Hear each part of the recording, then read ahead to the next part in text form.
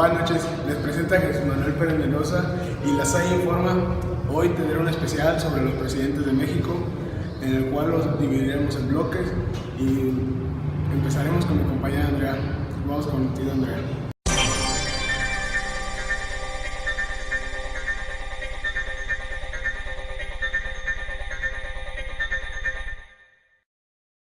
Gracias, Jesús. Bueno, en este bloque de sociales vamos a entrevistar a la gente para saber qué opinan y qué tanto saben sobre la historia de México. ¿Sabe qué nos brindó Lázaro Cárdenas? Pues lo del petróleo mexicano. Está más nerviosa ella que tú, es la entrevistadora. ¿Qué fue lo más importante que hizo en su gobierno? Pues lo de la expropiación petrolera. Gracias. Bueno, como verán, mucha gente no está informada sobre los políticos de México, sobre su pasado y sobre qué aportaron cada quien. Otra gente tiene el coraje sobre lo que hicieron, sobre el futuro de sus hijos, y debemos estar al pendiente y no dejarnos engañar por el futuro, no dejarnos engañar por lo que los políticos ocultan a través de las cámaras. Por eso hay que dar nuestras puntos de vista, etcétera. Lázaro Cárdenas nació el 9 de septiembre de 1900. El 4 de julio de 1934, Cárdenas salió triunfante en las elecciones e inicia el primer periodo de gobierno sexenal de la historia mexicana. Dio protección a los campesinos mediante la reforma agraria, que bajó el concepto de propiedad ejidal. Realizó el más grande reparto de tierras y el otorgamiento de créditos de campo. Impulsó la construcción de presas y canales de riego agrícola, terminando 12 de ellas y dejando 3 en construcción.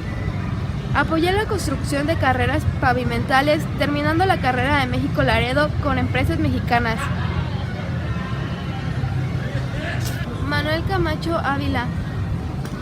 Aspectos económicos. Durante su gobierno y resultas de nueva legislación agraria, se amplió a la extensión de la parcela ejidal hasta 6 hectáreas y se prosiguió con el reparto agrario. Aspectos políticos. Promulgó una nueva ley electoral que reguló la existencia de los partidos políticos, creó un consejo del patrón electoral y una comisión de vigilancia y estableció los requisitos para el desarrollo y el registro de los partidos. Aspectos sociales. El 15 de septiembre de 1942, Ávila convocó una asamblea de acercamiento nacional a la que fueron invitados todos los expresidentes. Muchas gracias, Andrea. Ahora, con la presentación del tiempo, estaremos contigo, Cris. Muchas gracias, Jesús. Ahora en el reporte del clima, aún es tiempo de traer el abrigo, pues el frente frío número 34 sigue azotando al país. Se tiene pronosticado tener aguanieve y nieve en las zonas de Zacatecas, Nuevo León y San Luis Potosí. Presidente Miguel Alemán Valdés, de 1946 a 1952. Sus aspectos económicos fueron que se efectuó la reforma del artículo 27 constitucional, introduciendo el amparo en cuestión agraria por los predios agrícolas o ganaderos a los que se hubiera expedido, o los que se fueran a expedir en el futuro. Continuó con la tendencia iniciada en el sexenio anterior de disminuir la dotación de tierras. Este disminuyó durante los primeros 3 años. Debido a las manifestaciones de descontento del sector campesino, esto disminuyó. Otra característica de la política agraria es que se mantuvo a entregar a los campesinos tierras de baja calidad y labor que correspondían a los ejidatarios. Se continuó la práctica de dividir las tierras ejidales en parcelas con el fin de que fueran trabajadas en forma individual. Aspectos políticos. Consolida el poder político mediante un autoritarismo civilista. Somete a los gobernadores que pretenden seguir fieles a expresidentes. Logra la unidad política en la industria. Se realizaron grandes inversiones. Se consolida el proteccionismo industrial mediante permisos y altos aranceles a la importación. Y se incorpora el artículo 27 constitucional. Aspectos culturales. La Comisión Nacional de Bellas Artes de la Juventud Mexicana y la Comisión Nacional Cinematográfica se construyó en la Politécnica, Ciudad Universitaria, y la Escuela Militar de Zapopan, Jalisco. Se dice que en ese entonces el gobierno imponía líderes charros, es decir, ilegítimos y corruptos. Aportaciones positivas. Se dio el voto a la mujer en las elecciones municipales, pero las aportaciones negativas fue que se dio la evaluación del peso. Eso es todo por mi parte. Regresamos contigo, Jesús. Bueno, volvemos. Ahora seguiremos presentando el área de deportes, que lo presentará mi compañero Oscar. Seguimos contigo, Oscar. Gracias, Jesús. En la sección de deportes tenemos infame lo que pasó ayer con Cruz Azul. Iba ganando la final 4-0, cuando de repente el Necaxa le empata en 30 segundos. Increíble. Messi ficha para el Real Madrid. También tenemos los petroleros ganan la Liga Invernal a los Diablos Rojos. Y en otras noticias de deportes también tenemos las Olimpiadas que ya se acercan. Esperemos que los competidores mexicanos traigan muchas medallas. Y en otra cosa fuera de los deportes, pero quiero hacerle un reconocimiento especial al licenciado José Alfredo Ramírez Villagrán, que su novela llegó a 100,000 copias vendidas apenas en sus primeros 3 días de lanzamiento. Es un orgullo mexicano, estamos bien. Presidencial, gobierno de Adolfo Ruiz Cortines, de 1952 a 1958. Dentro de la política interna del periodo presidencial de Ruiz Cortines existieron 3 grandes problemas heredados del sexenio anterior: impopularidad del grupo en el poder, encarecimiento del costo de la vida y las rivalidades de la familia revolucionaria, austeridad y moralización. Se propuso seguir una política que contrasta con el régimen alemanista, demostrando su interés por dar solución a los problemas sociales. En 1952 presentó al Congreso una serie de proyectos encaminados a cumplir con estos propósitos. El primero de ellos fue la reforma a los artículos 34 y 115 constitucionales, destinada a otorgar a la mujer de sus derechos políticos, en su cumplimiento de promesas efectuadas desde la época de Cárdenas. Gracias. Con los tips presidenciales con mi compañera Jessie Schultz. Adolfo López Mateos fue un hombre muy carismático quien gobernó México durante los años 1958 a 1964.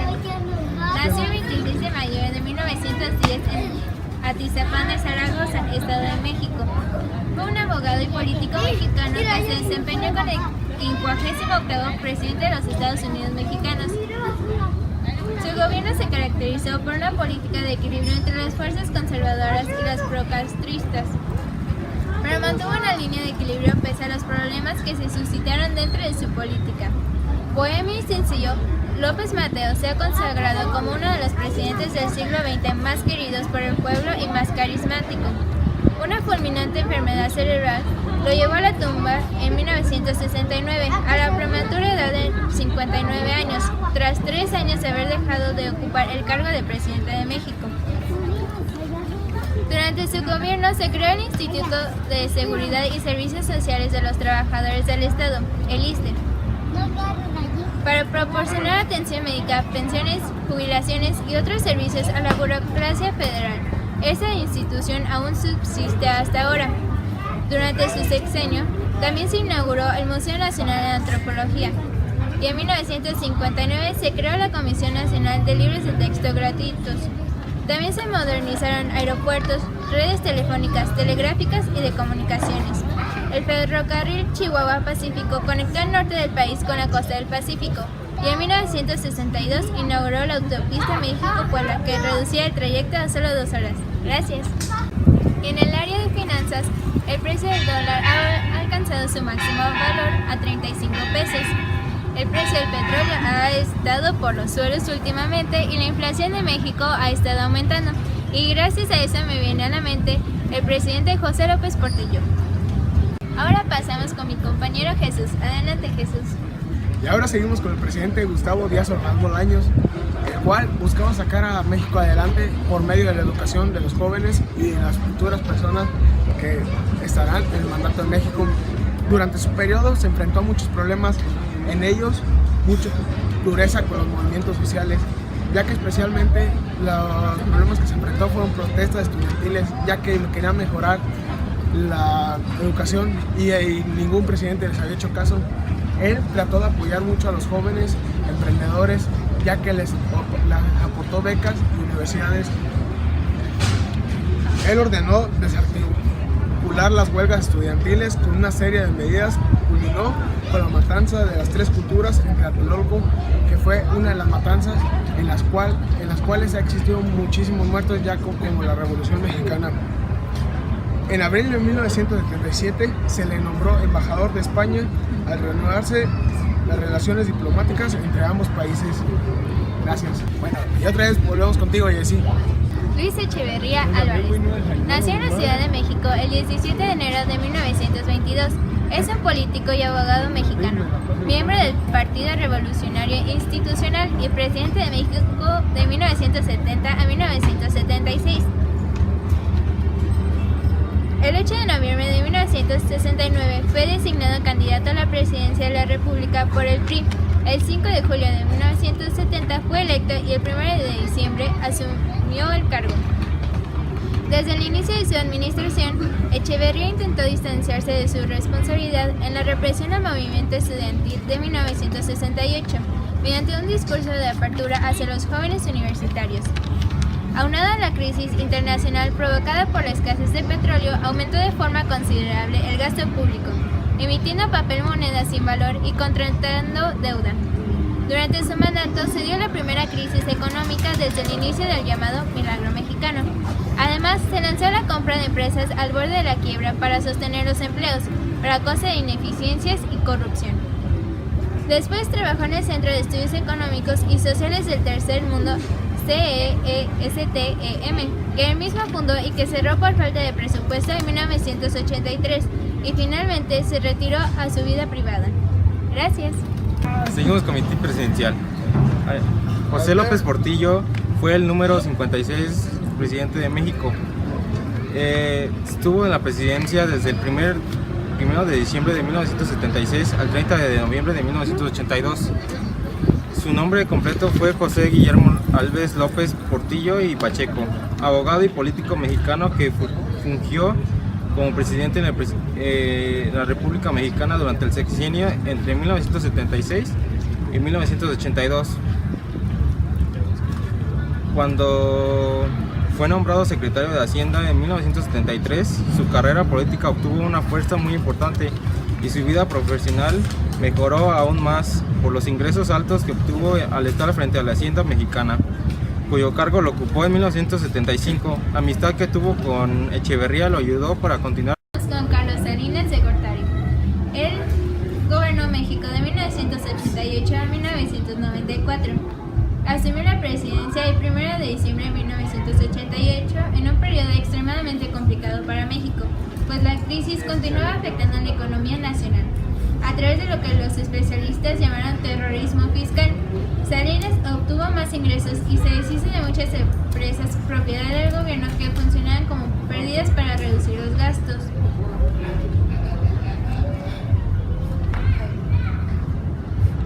Durante su sexenio, la red de carreteras se reestructuró y se puso en marcha el Programa Nacional de Solidaridad, que se encargó de dotar de agua, electricidad o banquetas a pueblos lejanos de la ciudad. A nivel internacional se firmó el Tratado de Libre Comercio con Estados Unidos y Canadá y se lograron muchos intercambios comerciales y culturales con diversos países. Gracias.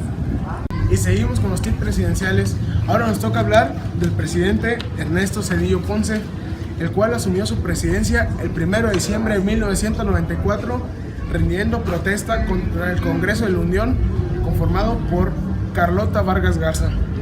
Ernesto Zedillo fue un economista y político mexicano, el cual entró a la presidencia de México.